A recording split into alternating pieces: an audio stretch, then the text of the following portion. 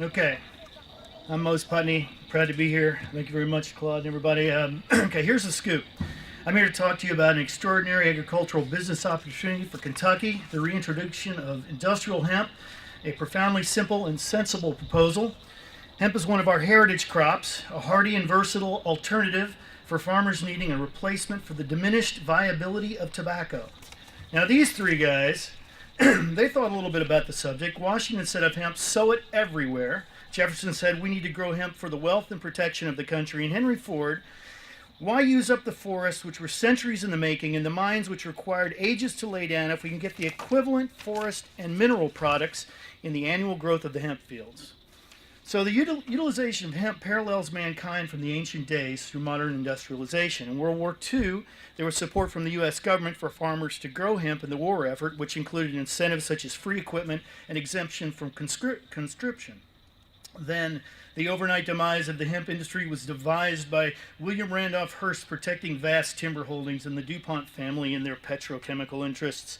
Their political influence and media propaganda smear campaign allied hemp with marijuana and struck a fearful chord with the ruling intolerant white America, resulting in the U.S. government taxing hemp into oblivion. As post-World War II America floundered through social change, corporate war interests flourished as did continued discrediting of marijuana. By now, hemp is forbidden and forgotten. In 1970, the Controlled Substances Act drove the final nail into the coffin of the hemp industry. Today, corporate stranglehold over questionable political leadership in the mold of Hearst and DuPont model is running amok, eschewing small business and farmers and destroying the environment for astounding levels of corporate and personal gain, all for the benefit of elite few. You might even say 1%. So what now? Two major problems. First, law enforcement's contention is that visual differentiation between hemp and marijuana is virtually impossible, making it an insurmountable enforcement problem. This is plainly not a valid argument. The irony here is that hemp fields will reduce marijuana farming due to cross-pollination. No marijuana grower will ever plant anywhere near a hemp field. Second is the dreaded snicker factor.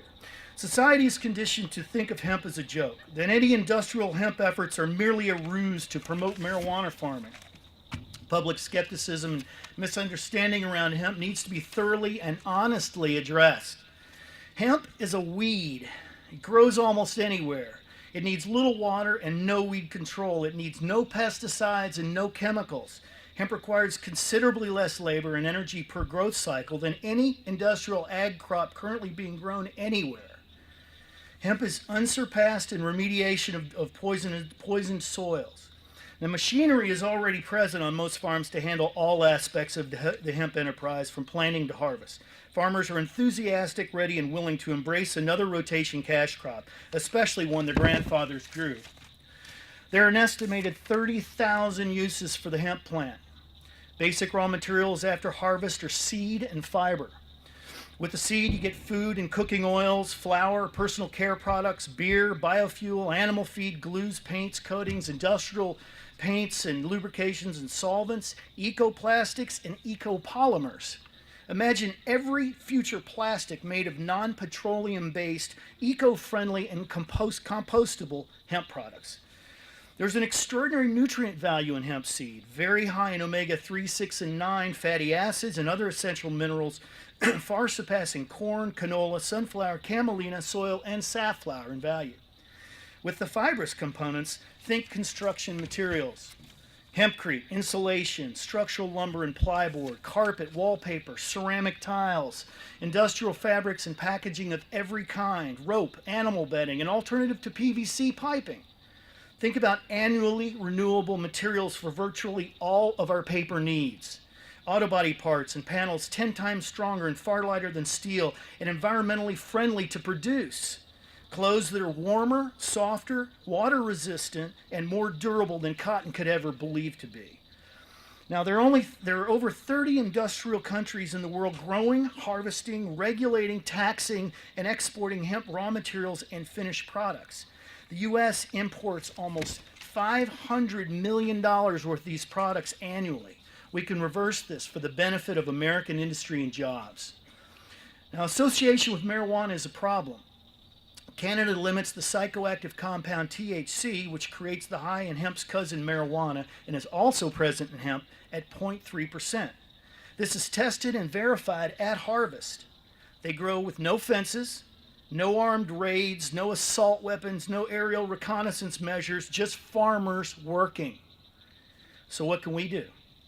Well, Congress must act to declassify hemp from a Schedule I drug at the national level.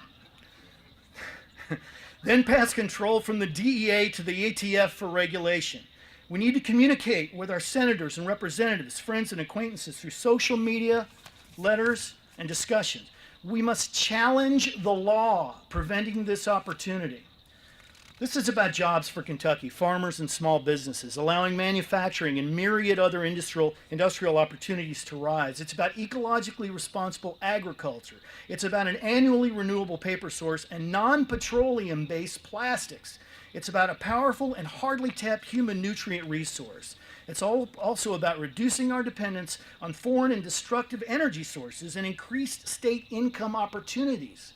It's about Kentucky products it's about exporting Kentucky products instead of our raw materials for someone else to gain. Our Ag Commissioner, James Comer, is a hemp advocate and with progressive vision. He sees the potential for Kentucky to be a national model, a leader in industrial hemp development. And I'll close with Thomas Jefferson. The greatest service which can be rendered by any country is the addition of a useful plant to its culture. With hemp included in our agricultural offerings, we face new, dynamic, economically promising opportunities. There is virtually no viable argument against hemp. Now we just need to let it grow!